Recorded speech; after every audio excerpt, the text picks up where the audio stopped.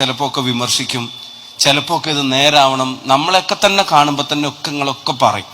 ജനങ്ങൾ പൊതുവെ നമ്മളെ കാണുമ്പോൾ ഒരു സ്വാതന്ത്ര്യത്തോടെ നിങ്ങളിങ്ങനെ ആയാ പോരാ എന്ന് പറയുന്നത്, ചിലപ്പോൾ നിങ്ങളിങ്ങനെ തമ്മിൽ തല്ലി കൂടി നടന്നോ എന്ന് പറയുന്നത്, ചിലപ്പോൾ നമ്മുടെ ചെറിയ കാര്യങ്ങൾ പോലും അവര് വലിയ കാര്യമായിട്ട് നമ്മളോട് എടുത്ത് പറയുന്നതിൻ്റെ അർത്ഥം എല്ലാവരുടെയും ഉള്ളിൽ ഇച്ചിരി ഒരു കോൺഗ്രസ് ഉണ്ട് എന്നുള്ള കാര്യം കൊണ്ട് തന്നെയാണ്.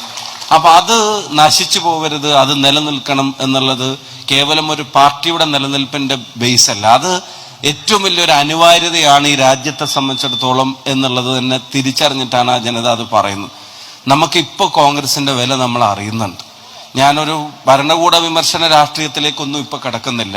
പക്ഷെ എന്തൊക്കെ പറഞ്ഞാലും കോൺഗ്രസിന്റെ ഒരു വില, ഒരു കാര്യം ഉറപ്പാണ്, ഒരു കാര്യം നമുക്ക് എല്ലാവർക്കും അറിയാം, ജനങ്ങളോട് യുദ്ധം പ്രഖ്യാപിക്കുന്ന പാർട്ടി അല്ല കോൺഗ്രസ് എന്നുള്ളത് ഈ നാട്ടിലെ ജനങ്ങൾക്ക് എല്ലാവർക്കും അറിയാം. പോരായ്മകൾ ഉണ്ടാവും, തിരുത്തലുകൾക്ക് വിധേയമാവും, നേതൃത്വത്തെ തിരുത്താം, പ്രവർത്തകരെ തിരുത്താം, ഏത് തലത്തിലുള്ള നേതാക്കന്മാരോട് നിങ്ങളുടെ അഭിപ്രായങ്ങൾ പറയാം, കറക്റ്റ് ചെയ്യാം. അതിനൊക്കെയുള്ള ഒരു ഡെമോക്രാറ്റിക് സ്പേസ് എന്നും നിലനിർത്തുന്ന ഈ പ്രസ്ഥാനത്തെ, ആ പ്രസ്ഥാനത്തെ ഒരു ജില്ലയിൽ മുന്നോട്ട് പോകുമ്പോൾ ഇന്നത്തെ കാലത്ത് വലിയൊരു നെസസിറ്റിയാണ്. അതിനെല്ലാ സൗകര്യങ്ങളും ഉള്ള ഒരു പൊളിറ്റിക്സിന്റെ രാഷ്ട്രീയ യുദ്ധം എന്ന് പറയുന്നത് തെരഞ്ഞെടുപ്പ് കാലത്ത് മാത്രം നടക്കുന്ന ഒന്നോ, തെരഞ്ഞെടുപ്പ് ഡിക്ലെയർ ചെയ്തതിന്റെ ശേഷം നടക്കുന്ന ഒന്നോ അല്ല. പണ്ട് നമ്മൾ കാലിൽ അണിയുന്ന ചെരുപ്പിന്റെ നികുതിയെ പറ്റി പറയുമായിരുന്നു. ഇപ്പൊ കാലിൽ അണിയുന്ന ചെരുപ്പിന്റെ ബ്രാൻഡ് പോലും ഒരു പൊളിറ്റിക്കൽ യുദ്ധത്തിന് കാരണമായി പലരും ഉപയോഗിച്ചുകൊണ്ടിരിക്കുന്ന ഒരു കാലത്ത് ഒരു പൊളിറ്റിക്കൽ ഫൈറ്റ് എന്ന് പറയുന്നത് it cannot wait for elections, ഓരോ സെക്കൻഡിലും നടന്നുകൊണ്ടിരിക്കുന്ന ഒരു ഫൈറ്റാണ്. അപ്പൊ ആ ഫൈറ്റ് നടക്കുമ്പോൾ അതിന് നേതൃത്വം നൽകുന്ന ജില്ലയിൽ, അതിന്റെ ആസ്ഥാനത്ത് അതിനെല്ലാം ചേർന്ന പ്രവർത്തകന്റെ കോൺഫിഡൻസ് വർദ്ധിപ്പിക്കുന്ന, ജനങ്ങളുടെ വിശ്വാസത്തെ ആർജിച്ചെടുക്കാൻ കഴിയാവുന്ന ഒരു സൗകര്യം ഒരു ജില്ലാ ഹെഡ്ക്വാർട്ടേഴ്സിൽ ഉണ്ടാവുക എന്ന് പറഞ്ഞാൽ അതൊരു വലിയ കാര്യമാണ്. അതൊരു സാധാരണ മനുഷ്യനൊരു വീട് പോലെയാണ് ജില്ലയിലെ കോൺഗ്രസ് പ്രവർത്തകൻ എല്ലാ സൗകര്യങ്ങളുമുള്ള ഒരു ഓഫീസ് എന്നുള്ള കാര്യത്തിന് ഒരു സംശയം വേണ്ട. അതിലാണ് നമ്മുടെ റഫറിക്ക് ഒരു കയ്യടി കൊടുക്കാൻ ഞാൻ ആഗ്രഹിക്കുന്നത്. അതിന് സാധാരണ ഈ ഓഫീസുകളുടെ ഒരു ചരിത്രം എന്താന്ന് വെച്ചാൽ അത് ആരെങ്കിലും ഉണ്ടാക്കും, വേറെ ആരെങ്കിലും വന്ന് ഇരിക്കും എന്നുള്ളതാ. ഈ പുള്ളി ഒഴിയുന്നതിന്റെ മുമ്പ് തന്നെ അത് ഉണ്ടാക്കി തീർത്തു എന്നുള്ളതാണ് ഇതിന്റെ വേറൊരു പ്രത്യേകത. അത് വേഗം അങ്ങ് ഉണ്ടാക്കി എങ്ങനെയെങ്കിലും കേട്ടോ, പിന്നെ അത് അങ്ങനെ എളുപ്പമുള്ള കാര്യമല്ല. നിങ്ങൾ ഓഫീസ് ഹിസ്റ്ററി പരിശോധിച്ചോ, അങ്ങനെ തുടങ്ങി വെച്ച് പൂർത്തീകരിച്ചു വരുമ്പോഴത്തേക്കും പിന്നെ ഇത് തുടങ്ങി വെച്ച കാലത്തെ പ്രസിഡന്റ് എന്ന് പറഞ്ഞിട്ട് ഒരു ഷോളോ പൂവൊക്കെ അവിടെ സ്റ്റേജിൽ വെച്ച് കൊടുക്കാൻ അതിനുള്ള അവസരം പുള്ളി ഉണ്ടാക്കിയിട്ടില്ല. പുള്ളി തുടങ്ങുന്ന കാലത്തും പുള്ളി എന്നെ മേടിച്ചു, ഇപ്പൊ അത് പൂർത്തീകരിക്കുന്ന പൂവും പുള്ളി എന്നെ മേടിക്കുകയാണ് എന്നുള്ളത്. ടൈം ബൗണ്ട് ആയിട്ട് ആ കാര്യം ചെയ്യാന്ന് പറഞ്ഞാൽ ചെറിയ കാര്യമല്ല.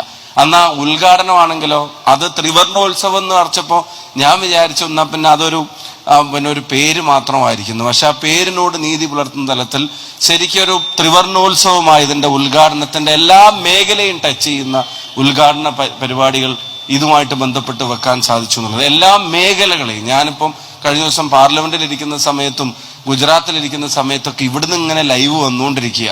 മാധ്യമ സെമിനാറിനെ സംബന്ധിച്ചും അതുപോലെ തന്നെ കനിമൊഴി വരുന്ന പ്രോഗ്രാം സംബന്ധിച്ചൊക്കെ വന്നു. ഇവിടുന്ന് മാറി നിന്ന ക്ഷീണമാണെന്ന് തോന്നിപ്പിക്കുന്ന തരത്തിലുള്ള പരിപാടികളാണ് ഇവിടെ നടന്നുകൊണ്ടിരിക്കുന്നത്. അതിനുമായിട്ട് എല്ലാവരും സഹകരിക്കുന്നത്, ഈ നേതൃനിര ഇവിടെ ഇരിക്കുന്ന എല്ലാവരും, എല്ലാ തലമുറകളും അതുമായിട്ട് കോപ്പറേറ്റ് ചെയ്യുന്നു. ഞാനൊക്കെ 3 കൊല്ലം യൂത്ത് കോൺഗ്രസിന്റെ പിന്നെ പ്രസിഡന്റ് ആയിരുന്നുള്ള ഇന്നേ വരെ 10 ലക്ഷം റുപ്യ ഷെയ്ൻ എൻ്റെ കൈ കൊണ്ട് തന്നിട്ടില്ല. കഴിഞ്ഞ ദിവസം പിന്നെ DCC ഓഫീസിന്റെ മുമ്പിൽ നിൽക്കുമ്പോൾ ഒരു വലിയ ചെക്ക് യൂത്ത് കോൺഗ്രസും ഓഫീസിലേക്ക് എല്ലാ സംഘടനകളും, KSUവിന്റെ ചലഞ്ചിന്റെ ഭാഗമായിട്ടുണ്ടായിരുന്നു, മഹിളാ കോൺഗ്രസിന്റെ ചലഞ്ചിന്റെ, ഞാൻ പറഞ്ഞ എല്ലാവരും ബാക്കി പറയാത്ത ആൾക്കാർ, അധ്യാപക സംഘടന ആൾക്കാരൊക്കെ എന്നെ കണ്ണുരുട്ടി നോക്കുന്നുണ്ട് അവിടെ നിന്ന്. അപ്പം മഹിളാ അല്ല പെൻഷൻ, ഞാൻ പറഞ്ഞത് എല്ലാവരുടെയും ആണെന്നുള്ളൊരു ഫീല് ഈ ഓഫീസിന് വരുത്തി. അപ്പൊ അതിന്റെ ഭാഗമായിട്ട് ഇങ്ങനെ ഒരു ഇനീഷ്യേറ്റീവ്, ഇപ്പൊ ചെറുപ്പക്കാർ സംഗമിക്കാന്ന് പറയുമ്പോൾ ഇതിനെപ്പറ്റി ഞാൻ നേരത്തെ പറഞ്ഞിട്ടുള്ള കാര്യമാണ്, അതുകൊണ്ട് ഞാൻ അവസാനിപ്പിക്കുകയാണ്. 2 വാചകം എനിക്ക് പറയാനുള്ളൂ. ഒന്ന്, ഈ ഒരു 23 വയസ്സുള്ള ഒരുത്തൻ 5 പേരെ കൊല്ലുമ്പോൾ അവന്റെ കൈ വിറക്കുന്നില്ല. അത് പറയുമ്പോൾ എന്റെയും നിങ്ങളുടെയും നാവും മനസ്സും വിറക്കുന്നുണ്ട്.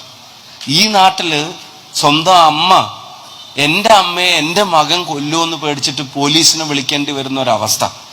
ജനിപ്പിച്ചത് ഉമ്മയാണ്, അതാണ് ഉമ്മ ചെയ്ത തെറ്റെന്ന പേരിൽ മകൻ കഴുത്തിറക്കുന്ന വാർത്ത. നമ്മുടെ 10ാം ക്ലാസ്സിലെ പിണക്കം എന്തായിരുന്നു? നമ്മുടെ 10ാം ക്ലാസ്സിലെ പിണക്കം ഇച്ചിരി ക്ലീഷേ ചേർത്ത് പറഞ്ഞാൽ ഒരു പുളിയച്ചാറിൽ നിന്ന് കിറ്റ്കാറ്റിലേക്ക് മാറിയിട്ട് അതിലൊരു കഷ്ണം തരാന്ന് പറഞ്ഞിട്ട് തരാതെ ഒറ്റക്ക് കഴിക്കുന്നതിനെ സംബന്ധിച്ചു. അല്ലെങ്കിൽ ഇരിക്കുന്ന ബൈക്കിന്റെ പുറകിൽ 2 ആളോ 3 ആളോ ഇരിക്കുമ്പോൾ കയറ്റാതെ ബൈക്ക് എടുത്ത് പോകുന്നതിനെ സംബന്ധിച്ചും, അല്ലെങ്കിൽ സിനിമക്ക് പോകുമ്പോൾ ഒപ്പം വിളിക്കാതെ പോകുന്നതിന് ഇത് ഈ പ്രസംഗം ദീർഘിപ്പിക്കുമ്പോൾ ഇതാണോ പരിപാടി? എങ്ങനെയാ?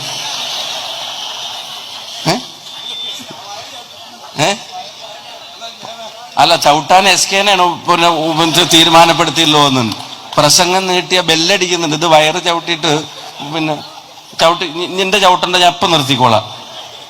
അപ്പം ഈ പിന്നെ ഒരു അങ്ങനെയുള്ള ചെറിയ തർക്കങ്ങളും ചെറിയ പിണക്കങ്ങളും ചെറിയ പിന്നെ കലഹങ്ങളും ഒക്കെ ഉണ്ടായിരുന്ന സ്ഥലത്ത് 10ാം ക്ലാസ്സുകാരന്റെ പിണക്കം കൂടെയുള്ള ഒരുത്തനെ അടിച്ചു കൊല്ലാൻ തീരുമാനിക്കുന്ന തരത്തിലേക്ക് മാറുമ്പോൾ, ഞാൻ ജനറേഷൻ ഗ്യാപ്പ് പറയല്ല, അത്ര വയസ്സൊന്നും എനിക്ക് ആയിട്ടില്ല, ഞാനൊട്ട് സമ്മതിക്കൂല. ഇനിയിപ്പോൾ എന്ന് പ്രവീണേട്ടൻ പറഞ്ഞാലും എനിക്ക് പുള്ളി വയസ്സ് പറഞ്ഞപ്പോഴത്തേക്കും ജയന്തേട്ടൻ ഗൂഗിൾ എടുത്തിട്ട് പുള്ളിയുടെ ഡേറ്റ് ഓഫ് ബർത്ത് ഉൾപ്പെടെ അപ്പപ്പ കാണിച്ചു തന്നു ആ സ്പോട്ടിൽ ഇങ്ങോട്ട് ഇരിക്കുമ്പോൾ തന്നെ.